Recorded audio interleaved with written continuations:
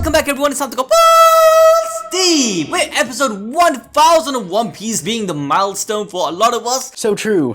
Like, come on, most of us have been watching One Piece for over 15 years. So that's why I have decided to deep dive into the world that Oda has created for us and break down topics from devil fruits to the world itself, covering certain countries and islands with their respective politics. But today we are going to delve into the power of Haki. Bruh. The power of Haki, which is considerably the strongest ability anyone can have in this One Piece universe. Yes, even stronger than eating a devil fruit.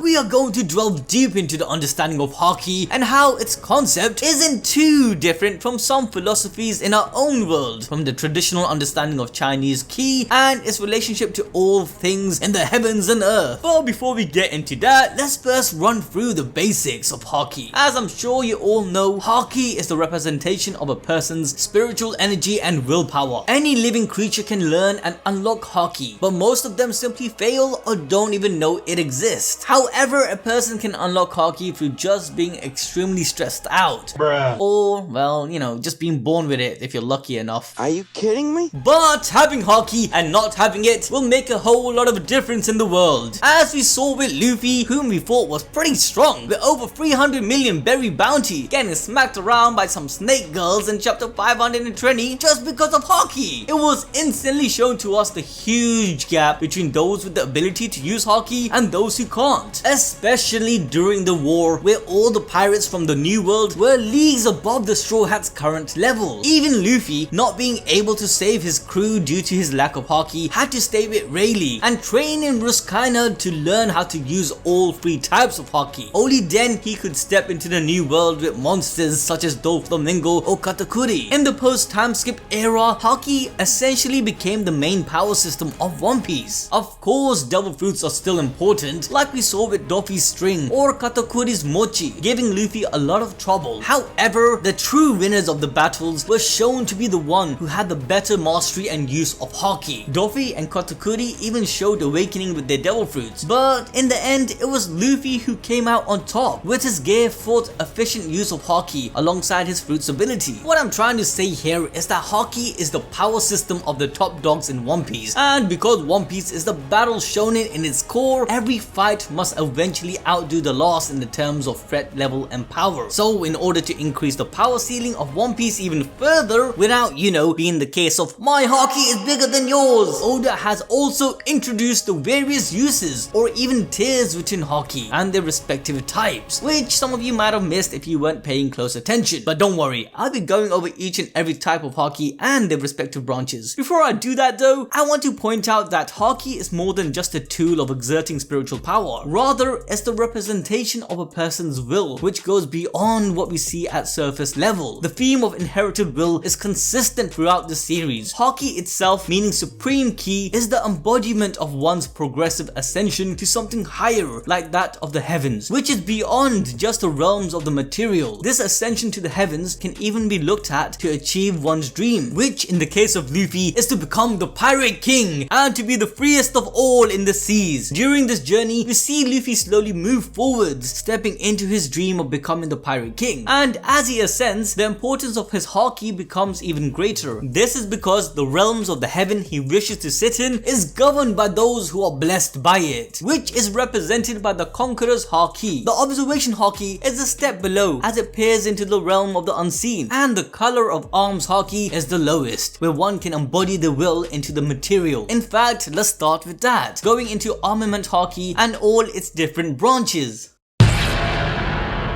Okay, so Armament Haki at its base stage is when the user taps into their will and spiritual energy in order to manifest it on their body, fundamentally achieving a coat of an invisible armor that enhances their defensive and offensive capabilities. The stronger the will and manifestation, the stronger the coat of armor would be. This means you can take more hits and you can hit a lot harder. Now a quick note is that this coating was shown to be invisible pre-time skip, whereas after its revelation, Oda illustrated the coating as a black pigmentation of a sort. Could be for our visual aid, however there are instances suggesting otherwise. Now the most important benefit to Armament Haki is the ability to damage Devil Fruit users, especially low gear types, which due to their nature makes them intangible. Likewise, Devil Fruits with immunity to physical damage are also affected by this benefit. An example is chapter 511 with Luffy being bodied by this weirdo Sentomaru. The only way to defend yourself against an attack imbued in Armament Haki would be to counter it with your own Haki. With that said, whenever two coated Hakis attack clashes against each other, whoever has the stronger Haki will come out on top. It's also possible to fully coat your whole body in Haki, however doing so causes your Haki to be depleted faster. Which is why when someone uses Armament Haki, they usually coat the part of the body that they're going to attack with. However, Armament Haki doesn't just stop there. As I said earlier, there are various skill branches, though this next tier requires an immense amount of hellish training. However, there is a way that you can achieve it with no hard work, and that is to smash that like button and ding the notification bell to stay updated with all our content and manifest your balls deep Haki.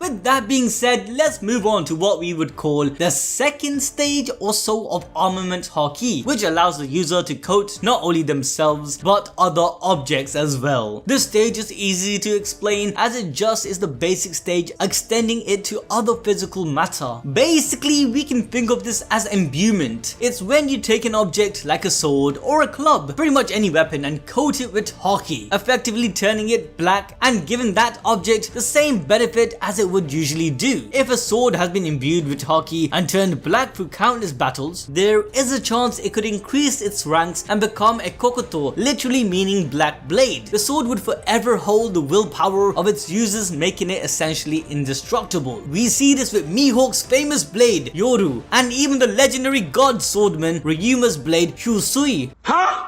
Hyusui.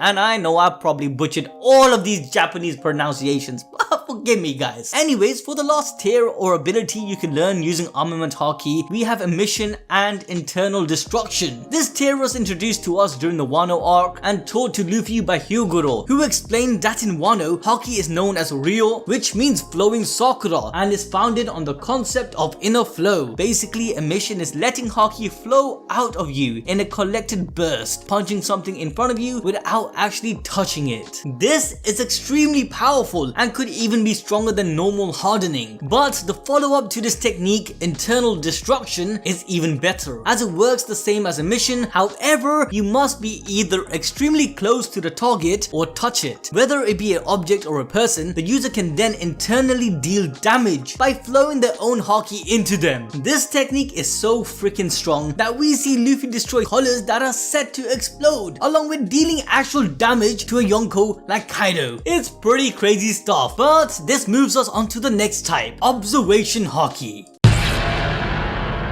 Now, Armament Haki was more to do with bringing the heavenly will to earth, whereas Observation Haki is being able to look beyond the earth and all things that are material. Basically, the user of this Haki can perceive strength, presence, emotions, intentions, and even the future. Though Observation Haki has a wide range of uses and can change drastically depending on the person, the most common use of Observation Haki is presence sensing. With this aspect, the user is able to sense the presence of everyone and everything around them, even to the point of recognizing the aura of people and things without actually seeing them. The more you master this technique, the longer the range you're able to sense things. In fact, with Usopp in chapter 758, we see exactly what these auras look like. This ability pretty much makes you into Marvel's Daredevil, perfectly shown with Fujitora, who only uses this Haki to see after he blinded himself. Another thing you can learn to sense is someone's strength. It's pretty much self-explanatory. You can just just tell how strong someone is from their presence, as explained by Rayleigh in chapter 597. This can warn you if a powerful enemy is coming, or it can be used to gauge someone's strength, as we saw with Blackbeard in chapter 554, where his comment on how he can tell Luffy's Haki has gotten stronger without him even using it. Now the next tier is being able to sense emotions of those around you. Let that be happy, sad, resentment, anger, love, or anything really. This skill is extremely useful if you can't tell if someone is lying to you, as again demonstrated countless of times by Fujitora. However, there are some few downsides to this technique, like for instance, if the user has mastered control over their emotions, then this ability is pretty much useless, as it can change how they're feeling and you won't be able to tell the difference. Another downside is if you awaken this ability at the wrong time and are unable to control it, like we saw with Kobe during the Marineford arc in chapter 579. Without the proper training, this ability could be detrimental to you. That said, our next tier, intent sensing, gives the ability to sense a person's intent to do something in the immediate future. So if they're about to punch you, you'll know, allowing you to dodge. Though Mantra was the earliest insight to this, as we've seen in Skypiea, but throughout the series there is a progressive nature to intent sensing. Now this doesn't tell you how they're going to punch you, you just know it's coming pretty much right away. An easy way to counter it would be just to attack at random. If you don't know what's going to happen, your opponent can't either because there's no intent behind it. We see this with Luffy during his fight with Kami-sama Eneru in chapter 281.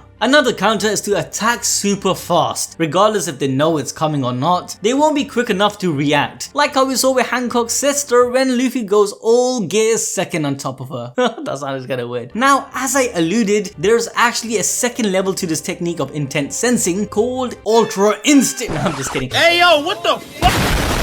I mean future sight, which literally lets you see into the future. If the user focuses without breaking their concentration, they are able to get a very clear mental image of the exact future. In chapter 884, we see Katakuri's fight with Luffy using this ability, also saying that this ability is even more broken if you have a devil fruit that allows you to shapeshift your body like a Logia. You can see into the future and move your body around attacks that even have Armament Haki, pretty much cancelling out your main counter. Now there are a few limitations and downsides to this ability. For instance, it's not like you can see weeks into the future, it's only a few seconds during the moment of observation. We see this in chapter 860 when Katakuri foresaw the wedding going south with Pudding crying. Katakuri in chapter 862 tried to kill Sanji and change the future himself without letting the priest do it because in the future he saw the priest missed. But what Katakuri failed to see was the fact that he would also miss.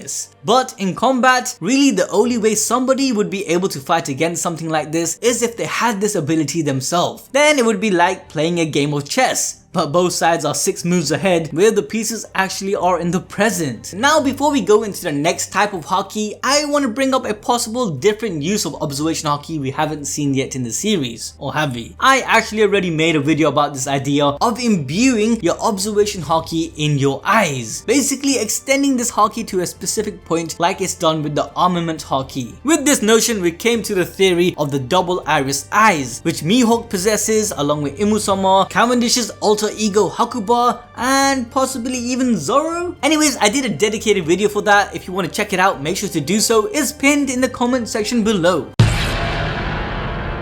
And now at last we come to our final and rarest type of Haki, the Conquerors Haki, or also known as the color of the Supreme King. Now this Haki is actually a little different compared to the other Hakis. In chapter 570, it's revealed to us by Garp that this Haki is the only one that you cannot train to get. Instead, you must be born with it. Oftentimes the people who are born with it have qualities of a king, leading it to be called Conquerors and the Supreme King Haki. Another thing that makes this Haki unique is that its strength is tied to the user's physical strength, and if you get stronger physically, you can improve this Haki respectively. But if you are amongst the very few who have this ability out of the millions of people alive, you'll gain some of the strongest abilities in the One Piece world, starting with the power of domination, which is pretty much self-explanatory. Your will dominates the will over another person or thing. This allows you to scare them off, give them commands, or even just make them pass out. Probably the most well-known example of this was in chapter 1 of the manga, when Shanks simply looked at the mighty Sea King and forced it to leave with just a glare. Another tier to this ability is pretty much an area of effect, where the user can spread their will to the surroundings, dominating everyone, leaving them unconscious. This ability is so strong that if trained, it can actually start destroying the environment around them and also leave the weak-minded people unconscious, even possibly foaming out. But again, this ability isn't flawless. In fact, they don't really work on someone who has an equal and stronger will. If the opponent's will is strong enough, they can outright ignore your haki like it's not even there. So overall, this stage is just to clear out the fodders. But there is another level and tier to Conquerors Haki and the way it can be used. And that is imbuing your Conquerors Haki into attacks, much like the principle of flow for the Armament Haki. But don't get confused, this is on a whole different level. Literally, we're talking about splitting the heavens itself. This infusion of Conquerors Haki is seen by the likes of Goldie Roger and Whitebeard. In chapter 1010, Luffy unlocks this ability and is able to go head to toe with Kaido. Now so far, this is all we know about Conquerors Haki, but I'm sure there could be another stage. Let me know what you guys think down below what that stage could be.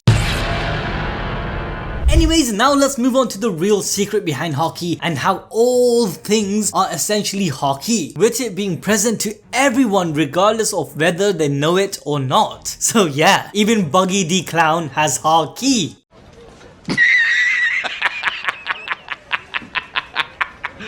You serious? Now, to really understand what I mean by this, I have to explain Oda's original concept and inspiration for Haki in the One Piece universe. Basically, Haki derives from the word ki or chi from the Chinese philosophy, where Haki can be translated into supreme ki. Now, a lot of manga use this concept of ki or chi, even chakra, as a basis for the power system. This is because it's an easy concept to understand from Eastern philosophy. However, One Piece is a little bit different, where the world has the real life version of chi, which, as stated by the Chi Encyclopedia, is the reason for birth, aging and deaths of all things within the heavens and earth. Everything from the wind to the mountains, even forests and humans, are formed through chi. All things in the universe are connected and woven together to form this symbiotic collection that is the universe through the system of chi. Many animes use the system of chi and ki. For example, Dragon Ball Z, where ki is used to shoot energy blasts out of your hands. However, One Piece has a system of ki as the base system, but also has the system of supreme ki or Haki, which moves us to how ki itself works and how it's understood even in our world. To present things accurately for you guys, I ventured all the way out to Nepal and found a young Nepalese boy who studied in the ways of ki. Wait, what? I'm just an editor. What do you mean? Hey, don't hide your talent, Sid. You are named after Buddha himself. So guys, I'll be passing it over to Sid, who now will explain how natural flow of chi is present in all things and how it relates back to Haki. Alright, I guess I gotta use my teachings from my childhood to explain Haki. For reals though, quick shout out to Reddit user Eli DZ for getting us on the right track for this balls deep theory. So basically, you have the base chi, which all things have, and is the same concept as in real life. But there's also Haki, which is used as the supernatural force to inform the superhuman feats or flashiness of the battles. Now, let's focus on chi for a second, because if we look at its counterpart to real life, a lot of things in One Piece start to make sense. For example, the voice of all things. Chi is the constant energetic vibration within all things. We can all agree that everything vibrates, right? Me, you, those chips you're eating right now, all things vibrate at their string level. Scientists even proved this. Now let's talk about the fact that me and Yusuf have said the words all things like 5 times already while explaining Haki. All things in One Piece is a pretty loaded term, with mysteries such as the voice of all things and the breath of all things. These two things are what separates ki from Haki. The literal translation for chi is also breath. When Zoro could hear the breath of all things during this fight against Mr. One, he could hear breathing from all things around him, even from the rock and steel, which aren't living things. Everything has ki or breath, and ki is Haki. Think of it like ki being breath and Haki as their voice. You can breathe, but you need more energy to channel that into your voice. Everything has a spirit or a life force, which is the vibration of ki or breath of ki. everything is living is even supported by how the Mary had her own voice back in Skypiea, or her action of saving the Straw Hats in Eni's lobby. The Mary, who was breathing and vibrating all this time, just didn't have a loud enough voice until the Straw Hats needed her. So Mary's will to protect her nakama gave way to her loud voice. Even the mystery of the inanimate objects eating devil fruits can be explained by this, where everything is living but just not loud enough for us to notice. With this explanation, Vegapunk could theoretically feed devil fruit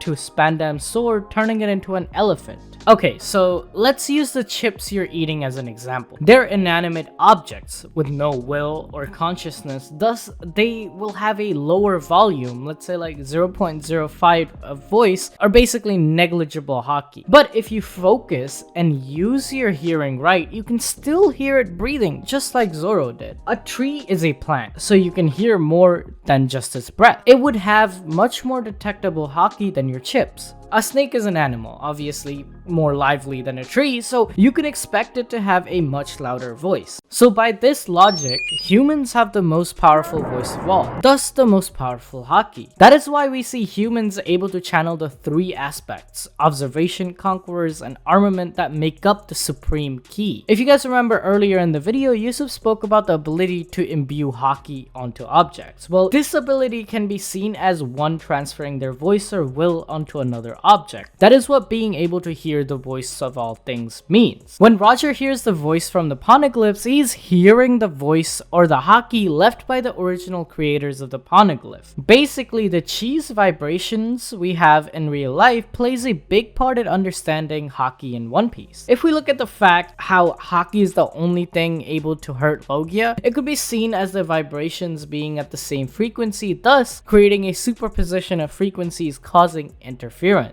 Chi can be everything in any form across all existence. What this means is everything is the same, just vibrating at different levels of frequency. These different frequencies can be looked at as armament, observation, and conquerors. Take a look at this 5 energetic fields chart from the Chi Encyclopedia. The lowest and darkest form is at the bottom, in the earthly physical realm. As you go up, you go towards heaven, in the metaphysical realm, the divine. You are transforming the earthly haki into heavenly will to conquerors. An easier way to see it is with how water exists in a state of liquid. If its molecules were to vibrate at a different frequency, it would change its state of existence and become ice or vapor. I say this to help you understand why haki, the source of energy, vibrating at different levels of frequency would result in different states of existence. So in the same way that H2O could exist as ice, water, or steam, haki can exist as armament, observation, or conquerors. Now, if we go back to the frequency graph of chi, there is a range from heaven to earth. The top is heaven and the bottom is earth. This means that anything that vibrates at a low frequency is in a physical state where matter exists, again representing earth. The highest frequency is the divine, which is purely in a spiritual state. The middle parts are where the physical and spiritual meets. But remember guys, chi is everything and inside everything from the heavens and earth at the same time. This concept is also present in One Piece, as we saw in the Zoro vs Mr. One fight. He says that the earth itself is breathing, that he could sense something alive in the matter. This means that matter, though it's physical, it is also spiritual since it's alive.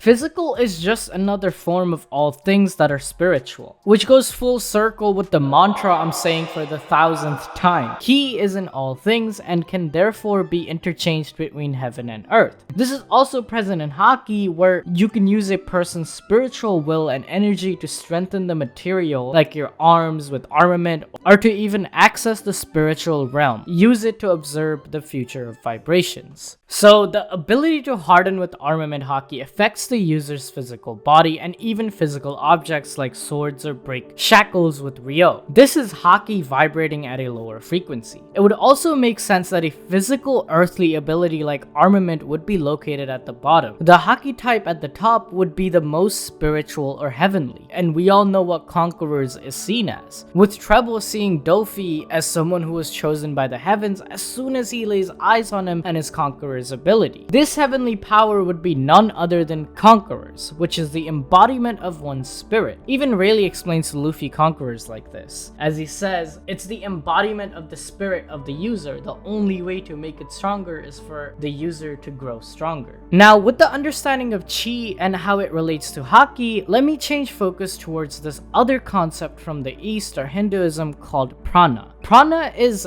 basically what Chi is, or breath, just with a Hindu flair. Haki is even referenced as mantra in Skypiea, where mantra is the channeling of prana or the spiritual energy into the earthly realm. Just like chi, prana has many levels of frequency that range from the physical to spiritual, and these stages are known as the 7 chakras, with each having a main color and element associated with them. These colors aren't that important right now, but when it comes to Haki, however, the way the different types of Haki are referenced to are by using colors. The color of the arms, the color of the Supreme King, and the color of observation. The way you say Haki types in Japanese even has a translation to color, like Bokushuku or Kenbushuku. They all have the word shoku, which translates to color in some forms. So I'm gonna leave this theory here for now, as we will have to dedicate a whole video to explain how the colors on the chakra frequency chart correlate to the different types of Haki. But one more thing I want to go over is how the idea of going from heaven to earth is present throughout One Piece. The ascension of Haki parallels Luffy's journey. East Blue is the earthly realm, with the new world being the heavenly world, which is at the top, while the paradise part of the Grand Line is the middle part. It's divided into 3 sections from earth to heaven, kind of like the 3 types of Haki. Even arcs in One Piece where Luffy is chasing after the bad guys were above him, whom he must reach by climbing the ladder to the top to be the freest of them all. From running to Enel in Skypiea or burning the world government's flag from the lower building to now in Onigashima going up the roof to beat Kaido. This theme is present. Anyways, I'm going to end the video there, so make sure you hit that notification bell and that like button so you can stay up to date